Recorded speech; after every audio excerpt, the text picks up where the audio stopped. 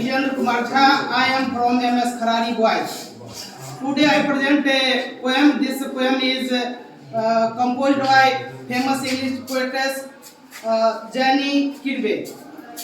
तो बच्चे जहाँ तक जैसे कि हम इस प्रोग्राम को यदि लेकर के चलते हैं तो इससे पहले इससे संबंधित मात्र हम 4 लाइन का कविता गुनगुनाते हैं, फिर उसके आधार पर हम आपसे क्वेश्चन पूछेंगे, इसलिए सभी लोग ध्यान से सुनेंगे। तो कविता है, कविता का पंक्ति है, टॉपिक है आई वंडर, यानी कि मैं उत्सुक हूँ, मैं जानना चाहता हूँ, यानी मैं जिज्ञासु।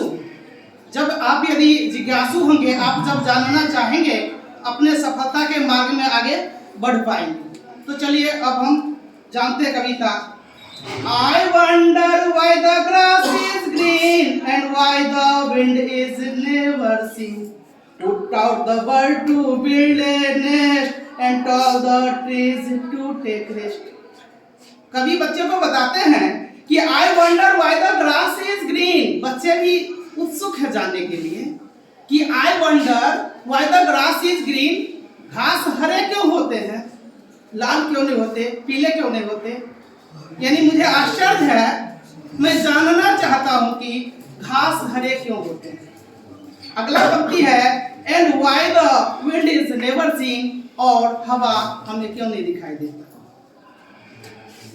अगली पंक्ति है who taught the bird to build a nest, पक्षी को घोंसला बनाना किसने सिखाया।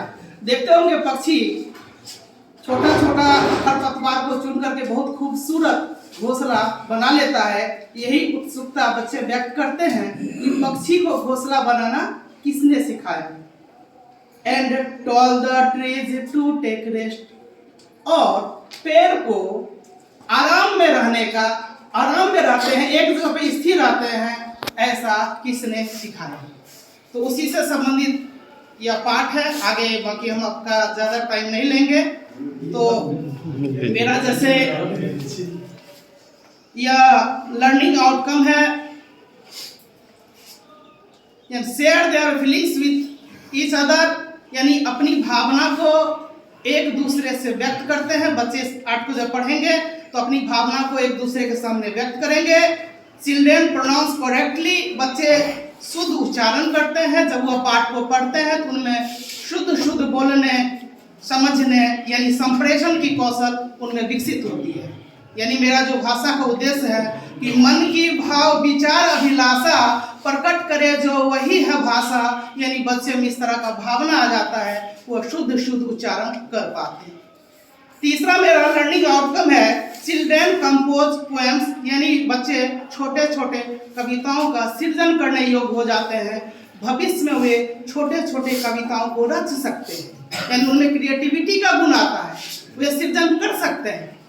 और मेरा लर्निंग इंडिकेटर्स है लर्नर्स शेयर देयर एक्सपीरियंसेस, यानी कि सीखने वाला के विचार का साझा करना। जो सीखेंगे तो अपने विचार को साझा कर पाएंगे। दूसरा है songs with rhythm and expressions, लय तथा कह सकते हैं ताल के साथ गायन करना, लय के साथ किसी कविता को गायन करना सीख जाना। Try to write a poem, कविता लिखने का प्रयास करना, जैसा कि हमने इसमें लिया था लर्निंग आउटकम्स। हमें पेडागोजिकल प्रोसेस एंड एक्टिविटी, शिक्षा शास्त्रीय प्रक्रिया एवं गतिविधि, इसमें हमने लिया पहला providing opportunity for children to sing aloud, बच्चे को गाने का अवसर प्रदान करना। बच्चे को जब आप गाना गाने का अवसर प्रदान करेंगे तो बच्चे इस तरह का गीत को शुद्ध गाएंगे। उनमें जो है कहने का मतलब किसी भी सभा को कहीं भी प्रस्तुत करने की क्षमता हो, उसमें कहने का मतलब व्यक्तित्व की भावना, उनके व्यक्तित्व में विकास आएगा। दूसरा मेरा पेडागोजिकल प्रोसेस एंड एक्टिविटीज है giving children the opportunity to pronounce correctly, ले और भाव के साथ बच्चे में शुद्ध उच्चारण करने का अवसर प्रदान करना, यानी उसकी कोशिश करते हैं। तीसरा है giving children the opportunity to compose poem, बच्चे को यह अवसर देना कि भविष्य में जो है कविता को रच सकें, कविता लिख सकें। इसके लिए मैंने एक्टिविटी किया है चिल्ड्रेन डिवाइडेड इनटू 4 ग्रुप्स, बच्चे को 4 ग्रुप में मैंने बांट दिया है। Children in each groups will practice, और सभी ग्रुप के बच्चे जो है प्रैक्टिस करते हैं, अभ्यास करते हैं। अब मेरा क्वेश्चन है जो कि मैंने कविता को गुनगुनाया था, मैं आप लोगों से पूछूंगा। हालांकि पहला पंक्ति सही है। The child wonders why the grass is dash. The child wonders why the grass is dash. ये बहुत निम्न स्तर का है क्योंकि 8वां के बच्चे के आंसर बनाया गया है।